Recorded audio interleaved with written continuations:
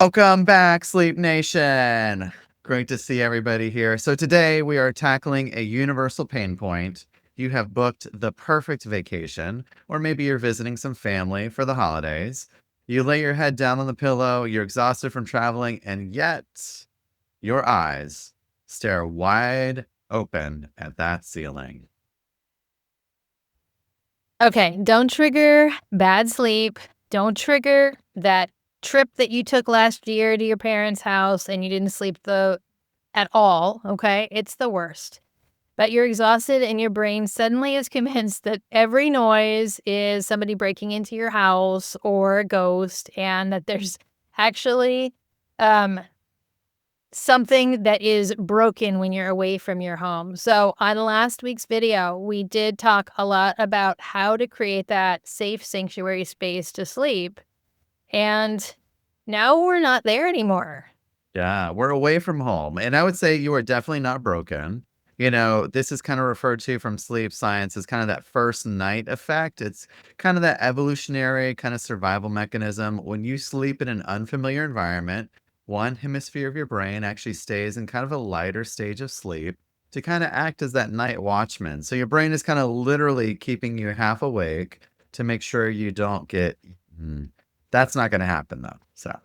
That was great when we all lived in caves, but it's deeply inconvenient when I have a 9 o'clock presentation or I have a full day of family activities. And since we are leaving sleep medicine completely off the table in this podcast on how to sleep better without pills, how do we trick our inner caveman into calming down? And that's why we're going to use some environmental and some behavioral hacks. We put together a list of 10 recommendations to sleep better away from home. And these are all medication free, they are all practical, they are all easy, and you can pack them. So let's dive into the list. All right. Okay. Top 10. We're going to start at number 1, but I also want to throw in right here, right now. If you have not subscribed to the Sleep Takeout podcast, please do that both on the podcast app and on YouTube. If you have your preference, I love that for you, but I do want you to do it on both if you can.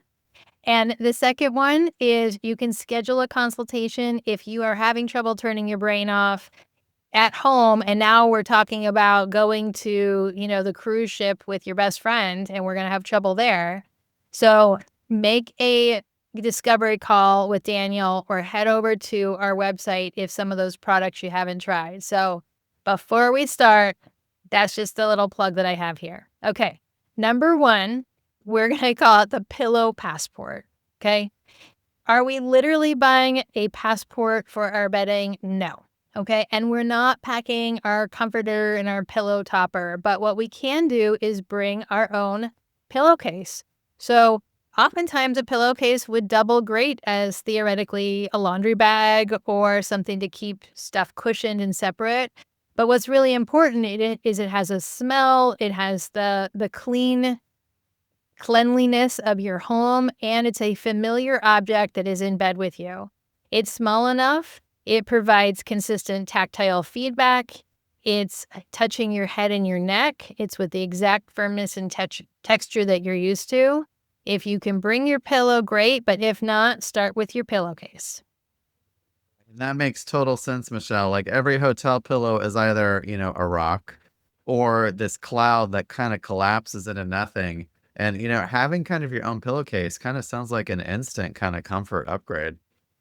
All right. How about number 2, Michelle? Take it away. All right, number 2 is all about the temperature. So I swear hotel rooms are either a meat locker or a sauna, and there's no real in between. Exactly. And the temperature is one of the most critical kind of triggers for that deep sleep. And by the way, when you're traveling, you're not paying that electricity bill in the hotel room. So your core body temperature needs to drop by about 2 degrees to initiate and stay in that deeper sleep. So here's what that practically means. We want you to set the room temperature between 65 and 68 as soon as you arrive. Don't wait until bedtime to adjust the thermostat. It can take hours for a room's kind of ambient temperature and the mattress itself to kind of cool down. And if you're staying at a family member's house and can't control, the thermostat, Maybe you can, open a window or ask for a portable fan earlier in the evening. I will say if the room is too hot, your body cannot release that heat, and that really can fragment your sleep a lot, meaning that REM sleep can be really fragmented. That stage 3 sleep that you really, really want, it's a lot harder to get. So, okay. How And about your number 3, only Michelle? your only opportunity to do that is to sweat, and who wants to sweat on sheets and stuff that aren't even yours? All right. Right. Not Moving fun. on to number 3, we're gonna talk about light. So, generally, hotels have these curtains, and they're very heavy, and they're very dark, but there's usually that 2-inch gap that's right in the middle that lets the parking light or the moon or some other room going into your light and directly into your face. Oh, yeah, it's like a laser beam, like, aimed directly at your pineal gland, kinda destroying your melatonin production, and here is how you fight back. So, really, this is where I would say use what you've got in the room with you. So, first one here is the pants hanger kinda hack. This is where you just take a clothes hanger with the metal clips from the hotel closet and use it just to clip 2 overlapping halves of that blackout curtain tightly together.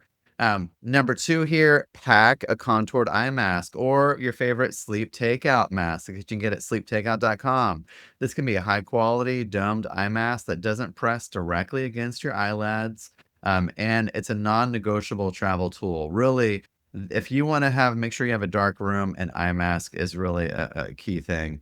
The third one here, cover those LED lights. Use a spare towel in the room, a piece of dark clothing to cover up glowing alarm clocks, microwave displays, or flashing smoke detector lights. Anywhere you see light, you just want to kind of block that out. Great. Number 4 is about sound. So, in a hotel room, there's a lot of things going on. So, there's the elevators, there's people walking up and down the hallway. At a family member's house, it might be a loud refrigerator, it might be the grandfather clock that they have, it might be somebody getting up at different times. So, how do we block that out without popping medications? Well, the key thing to remember here is you can't always stop the noise, but you can change how your brain perceives them. And so the brain really pays the closest attention to changes in sound, not necessarily the sound itself. So this is why you really want to have the ability to kind of deploy a continuous like ambient sound masking to kind of drown out those erratic kind of noise spikes. So one easy option is to download a white noise app. So, before you leave home, download an app that offers pink noise or brown noise or rain sounds, whatever works for you. Brown noise is particularly effective because it has deeper frequencies that kind of mimic the rumble of an airplane or a heavy fan. And that can mask that sharp, kind of sudden sounds like door slamming or a dog barking or something else like that. Number 2, pack some high fidelity earplugs and really look at the decibel rating on the earplug too to make sure that it can block more sound. So standard foam earplugs can work if you roll them properly, and make sure they're not inserted too far into your ear canal. But silicone or acoustic filters might be a little bit more comfortable for some side sleepers. Michelle, I know you and I have also talked about there are sleep earbuds that have noise canceling, white noise, or that can also play music too. So that's another one. You can also run a fan. So if you don't have an app, leave a fan on. You could try the bathroom fan if that one's not an annoying sound, with the door cracked and the bathroom fan kind of going open. But really, it doesn't matter what it is. You just want the acoustic sound to kind of drown out any other changes in sound that your brain might pick up in the middle of the night.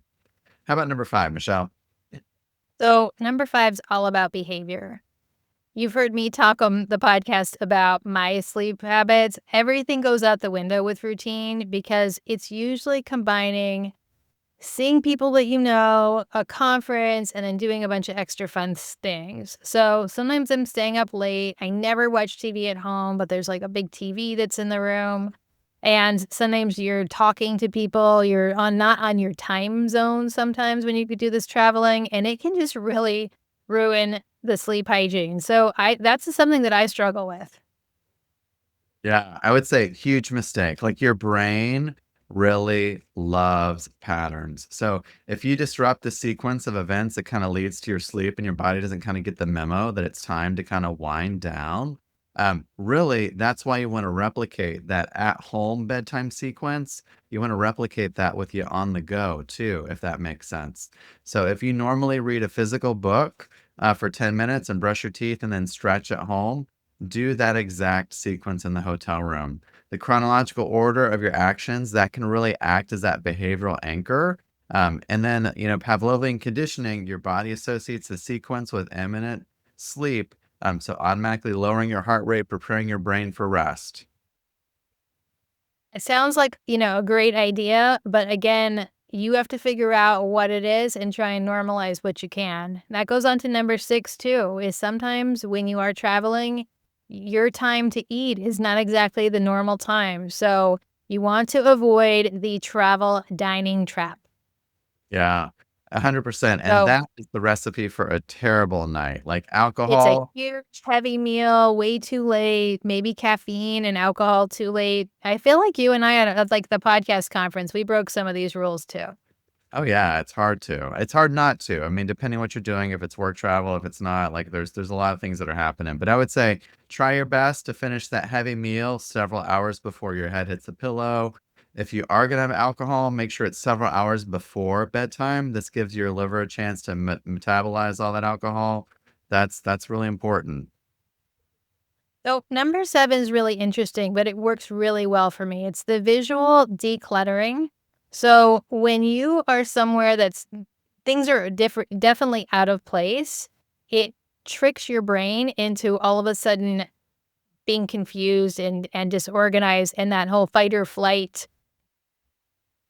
traffic issue that's happening with your sleep with all these thoughts happening all at once. So if you can, figure out why your suitcase looks like it exploded all over the chair, why there's papers all over your desk. Does that really affect sleep for everybody, or is it just me? I mean, absolutely. A cluttered sleep environment, it can lead to a cluttered mind. So when your eyes scan an untidy room full of an open suitcase or piles of things, it really registers like unfinished business to kind of that subconscious part of you. And your cortisol can spike. So this is where I would say spend 5 minutes organizing your environment before you go to bed. Tuck the suitcase away, keep it zipped and shut, keep your nightstand clear of documents, tech wires, plugs, keys, all those things, and keep creating a visually clean perimeter around your bed. Like again, create that sanctuary even in your portable space. How about number 8, Michelle? Number 8 is going to bed early. I'm thinking about all these things and going back to some of our January episodes, March episodes, when you can go back and listen. We were away, we were talking about a lot of these things, and we weren't following these rules, particularly the going to bed early part. So I don't even look too closely at the bed until it's midnight when I'm on a trip because there's a lot of things going on. You're trying to pack everything in and you're completely exhausted by the time you get into bed. And I think this is the worst time to realize that you kind of hate the setup of the bed, right? Like you're ready to pass out. So, this is why if you discover an issue with your bed and you're already over triggered from frustration and exhaustion from the day, that extra adrenaline, it really can kind of kill sleep quickly. So, this is where I would say inspect and adjust your bedding when you get there.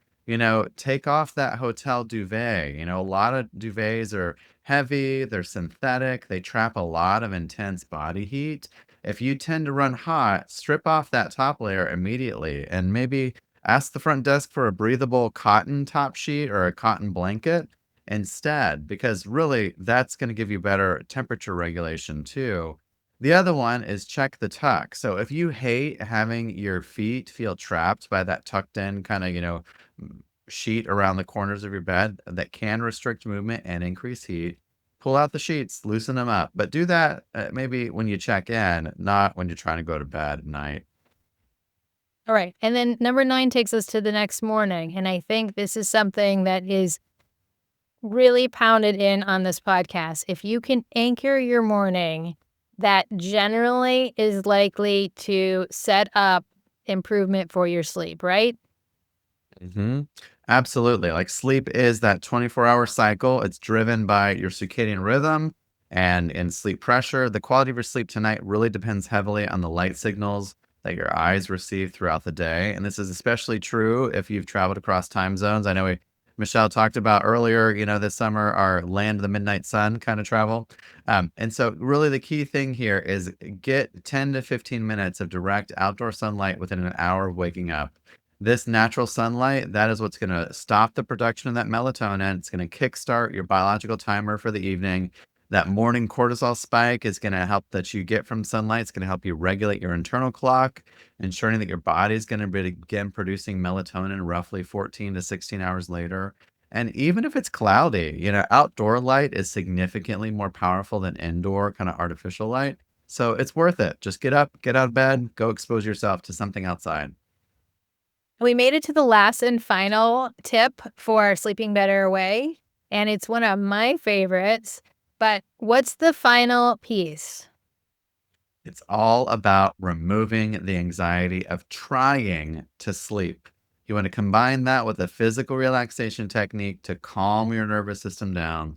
So, first thing you want to do, you want to acknowledge the first night effect and kind of deploy that parasympathetic breathing exercise. We've talked about a lot of these on the podcast, whether it's, leaves on a stream or clouds in the sky or waves on the ocean. There's lots of different techniques. And so the mindful shift first here is if you find yourself awake, don't panic or don't look at the clock. Just simply say to yourself, my mind is looking out for me because I'm in a new place. It's okay if my sleep isn't perfect tonight. Just resting quietly is still restoring my body. This really starts to remove that performance of the anxiety in sleep. And then the next part here is really the 4-7-8 kind of technique. And this is really about actively shifting your nervous system out of that fight or flight mode. And you use this kind of breathing pattern. So inhale quietly through your nose for 4 seconds, and then hold your breath for 7 seconds.